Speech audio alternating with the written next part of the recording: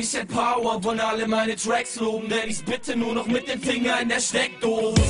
Verrätst du uns dein Geheimnis? Ich weiß nicht, denn es ist mir irgendwie so peinlich. Komm schon. Okay, ich mach jeden Tag und dreimal täglich und das Wichtigste ist, doch ich bin grad bloß am Bahnhof, schlag jetzt die Zeit und danach deine Manto. Spaß, ich bin harmlos und spiel auf meiner Blockflöte den Kanon, Plural Kanon. Und wir fahren los, haben schon gepackt, doch ich renn lieber nackt durch die Nacht und schrei, das hier ist sowas wie ne Warnung. Bro, war nur Tarnung, oh, nenn mich Carlo. Haha, hi Kids, ich bin Carlo. Werf den Arm hoch und gib mir ein Hallo.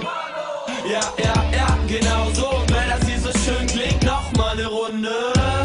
Hi Kids, ich bin Carlo. Werf den Arm hoch und gib mir ein Hallo. Ja, genau so. Jeder, der mich nicht kennt, nimmt trotzdem den Arm hoch. Leute fragen mich, ob so viel Swag eigentlich wehtut. Keine Ahnung, denn ich fühle nichts, doch mir geht's gut. Dank der Ups und Downer bin ich gerade so erträglich. Überdosis, überheblich, überroll dich wie ein D-Zug.